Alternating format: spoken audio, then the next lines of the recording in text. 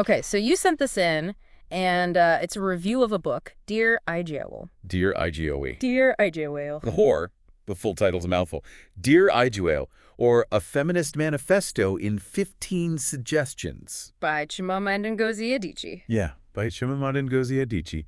And we want to kind of go through this review and see what we can learn from it. Yeah, it seems like something that you'd be very interested in because you are trying to, like you said, gather knowledge efficiently and thoroughly. Right.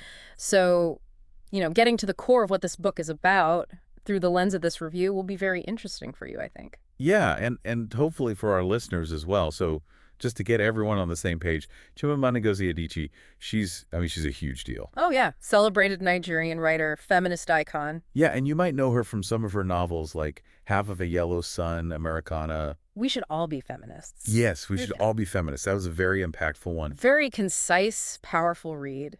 And this book, Dear Ijeawele, it's interesting. It's like a letter, like 15 suggestions to a friend. Yeah, it's framed as a letter to a friend who's just had a baby girl. Oh, okay. And it's about how to raise her daughter to become a strong and independent woman. A feminist, basically. Yeah, exactly. So it's very personal in that way.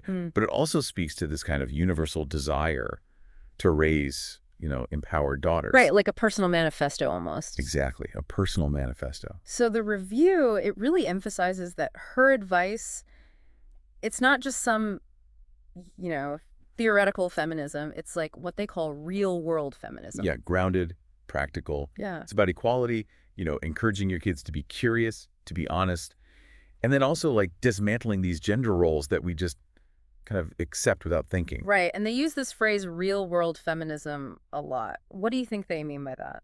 I think what they're getting at is that it's not just about like big abstract ideas. It's about how those ideas play out in your everyday life. Oh. Like how you talk to your kids, the activities you encourage them to do, even like the chores you assign. All those little things can reinforce or challenge gender roles. So it's not just about like what you say, but what you do. Exactly. It's about the actions, the choices you make every day. And I guess that ties into what the reviewer said about raising kids with a sense of justice and self-worth.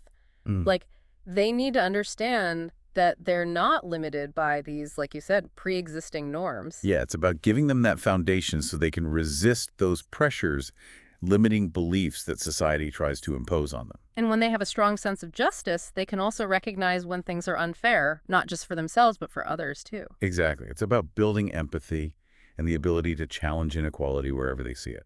So the reviewer then goes into some of the major themes of the book, and one that really jumped out at me was this idea of empowerment through parenting. Yeah, I love that phrase.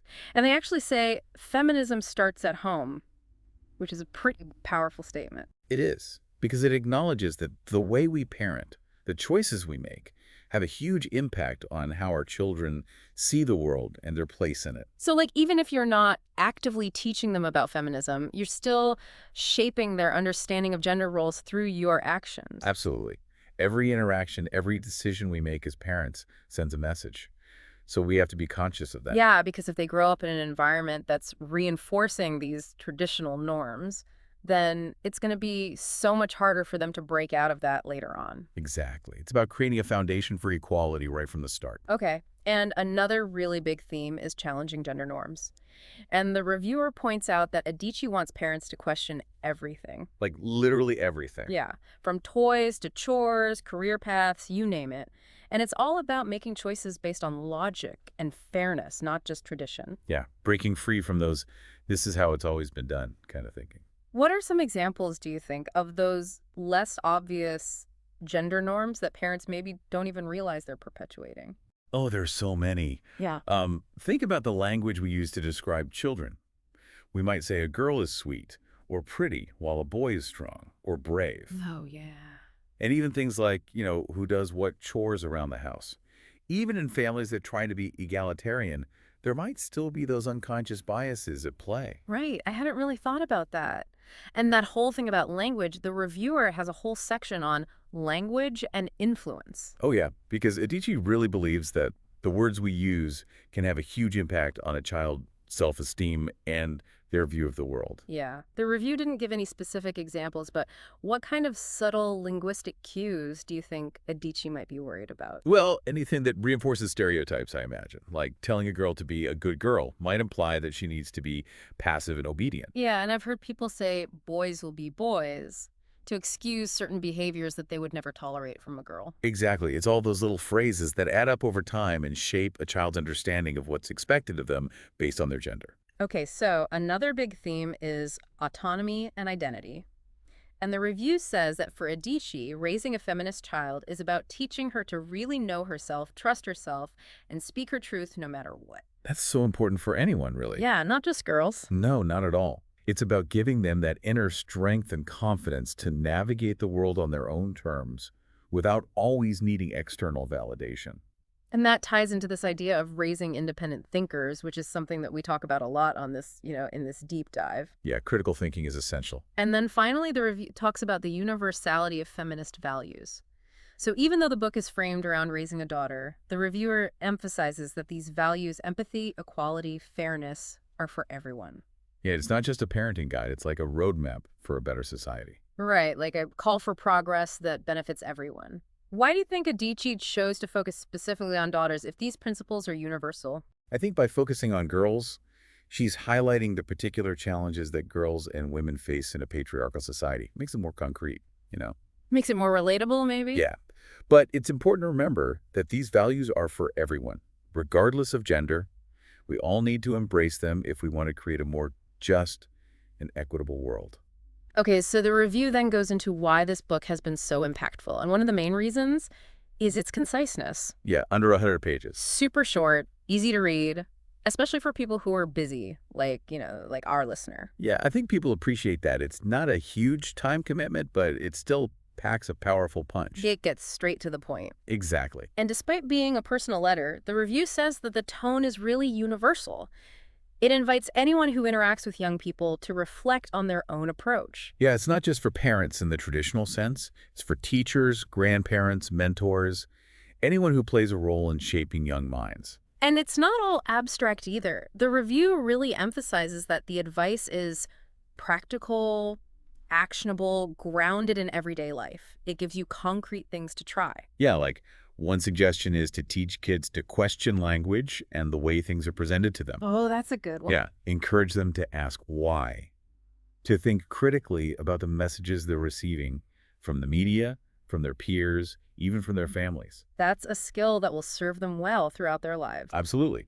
It's about giving them the tools to resist manipulation and think for themselves. And then finally, the review talks about this really interesting combination of intellectual rigor and personal intimacy.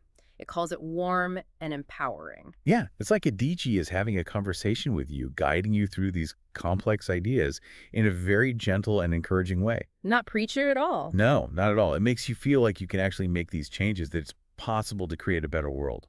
And of course, no book is perfect.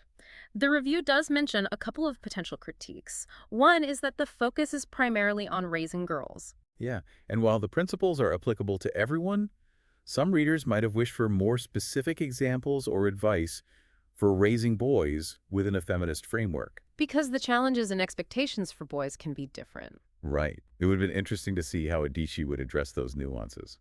And then the other critique is that because it's so concise, some readers might find it a bit too brief or oversimplified. Yeah, if you're looking for a really deep dive into feminist theory, this book is probably not going to satisfy you. It's more of an introduction, a starting point. Okay, so bringing this back to you, our listener, the review really frames this book as more than just a parenting guide. It's a celebration of womanhood, of values, and of the potential for positive change across generations. Yeah, it's a reminder that we all have a role to play in creating a more just and equitable world.